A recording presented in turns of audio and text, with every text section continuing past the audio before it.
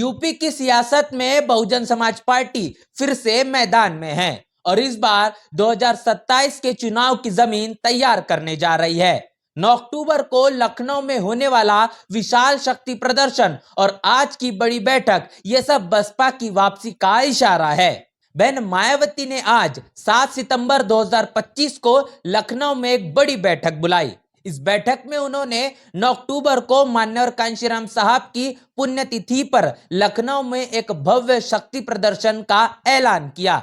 यह दिन बसपा के लिए खास है क्योंकि मान्यवर कांशीराम साहब ने ही पार्टी की नींव रखी थी। बहन मायावती ने कहा कि इस बार कार्यक्रम पहले से कहीं बड़ा होगा। इसमें पूरे उत्तर प्रदेश से कार्यकर्ता जुटेंगे। उनका मकसद साफ है, 2027 के विधानसभा चुनाव से पहले अपनी ताकत दिखाना।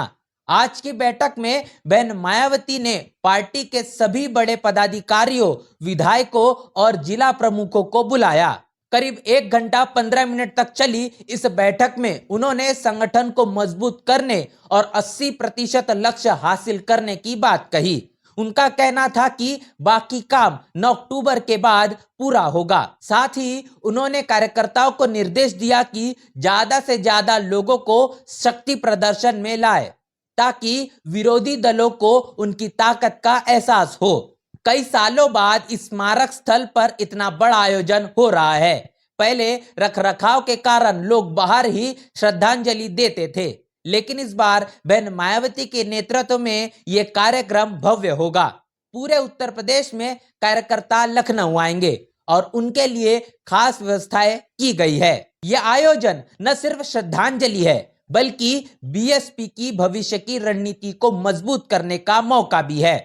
लखनऊ में बीएसपी से जुड़े लोग जब जाते हैं तो वे उन भव्य स्मारकों को जरूर देखने जाते हैं जो बहन मायावती की सरकार में बनवाए। ये स्मारक जैसे महात्मा ज्योतिबा फुले, नारायण गुरु, छत्रपति राजश्री शाहू महाराज, बाबा साहब डॉक्टर भीमराव अंबेडकर और मान्यवर कांशीराम साहब के सम्मान में बने, बहुजन समाज के आत्मसम्मान का प्रतीक है। लोग इन्हें तीर्थस्थल की तरह मानते हैं। ये स्मारक सामाजिक परिवर्तन और आर्थिक मुक्ति के आंदोलन की याद दिलाते हैं।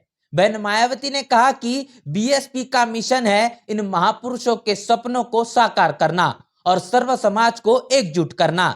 बहन मायावती ने देश और उत्तर प्रदेश के हालात पर गहरी चिंता जताई। उन्होंने कहा कि कुछ लोग धार्मिक स्थलों, संतों और महापुरुषों का अपमान करके सामाजिक और राजनीतिक माहौल खराब करने की साजिश रच रहे हैं। उन्होंने सभी सरकारों से अपील की कि सांप्रदायिक और नफरत भरी राजनीति छोड़कर ऐसे लोगों के खिलाफ सख्त कानूनी कदम उठाए।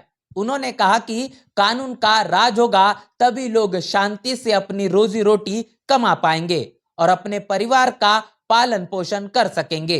बहन मायावती ने एक और बड़ी चुनौती का जिक्र किया, अमेरिका द्वारा लगाए गए 50% ड्यूटी टैरिफ।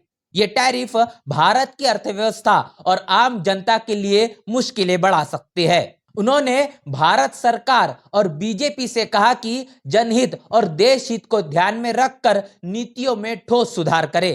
अगर ऐसा नहीं हुआ तो गरीबी, महंगाई, बेरोजगारी और पलायन जैसी समस्याएं और गंभीर होगी। इससे भारत का वैश्विक सम्मान भी प्रभावित हो सकता है। बहन मायावती ने चेतावनी दी है कि इनसे निपटना बहुत जरूरी है। तो दोस्तों, बहुजन समाज पार्टी सिर्फ एक पार्टी नहीं बल्कि एक आंदोलन है जो दलित, पिछड़े और अल्पसंख्यकों के हक के लिए लड़ती है।